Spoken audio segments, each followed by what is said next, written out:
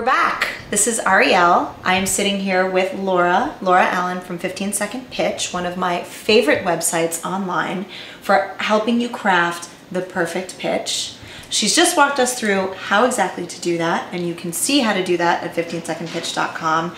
Now I want to talk about the reason for having this pitch. It's a branding thing.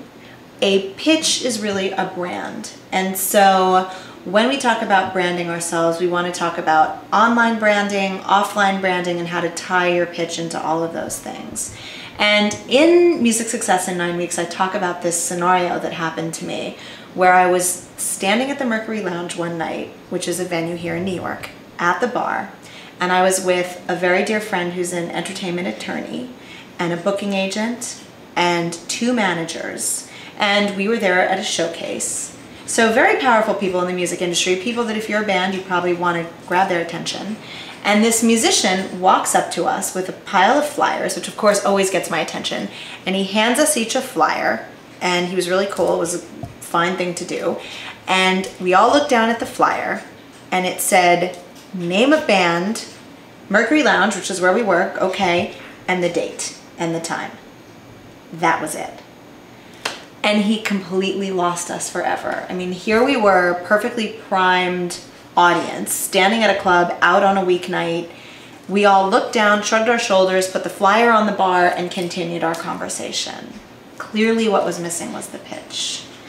So it literally gives me a knot in my stomach to hear that, because he did the hardest part. He got your attention. That's the hardest part for anyone. And there you were, a receptive audience, but you didn't know anything about the music. You're not going to take time out of your busy schedule to show up to hear a band that you know nothing about. That's right. So spend 2 sentences on that 8x10 flyer or that postcard and explain a little bit about the band. Right. Because that may have encouraged you. If it was really clever, those 2 sentences or 3 sentences, you may have actually gone out and you were already at the club. That's right. So you were the perfect audience. That's right. But he missed the ultimate point, which is, what is the band like? Why should I care? That's right. Again, the what's in it for me. And then one other thing to point out about that, if you don't have time to create your pitch and you need to run out and do a quick flyer, another thing you can always do is put a quote from a blogger or a newspaper or a magazine, because people believe what other people say sometimes more often than they believe what you say.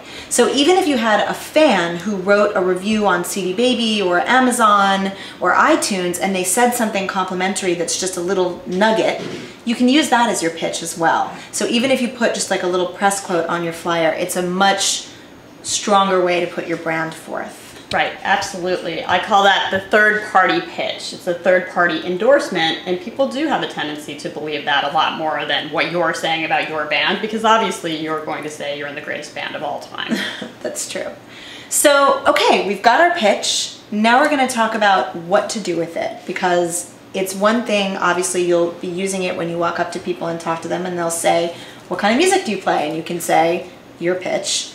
But we also want to make sure we put it very specifically online and offline to help you with your branding. So online branding is going to include putting it on your homepage on your website. Right. Facebook, of course. Twitter, MySpace, and any other social media websites that you have. Make sure that it's consistent all over the internet. And then you also want to pull that to the offline world. Postcards, flyers, posters, and any kind of printed material. Absolutely, and your blog, if you happen to have a blog. Anywhere that you are online, that pitch should be online with you. It's just reinforcing your brand. And also remember, it's okay to change your pitch slightly over years. It doesn't have to be that you're married to this one pitch. Another thing I think we should all keep in mind about pitches is your pitch is not written in stone, right? You could morph over time. Maybe someone says something that resonates with you. You can change your pitch. And remember, it's not the full definition of who you are. You're multidimensional. And a pitch is only to intrigue someone and bring them in a little bit. Right. It's kind of like the first date. You don't tell every story. You don't tell them every bit of information about you on the first date, because there's no reason to have a second date. Right. So that pitch is just enough to get them interested to want to learn more about you.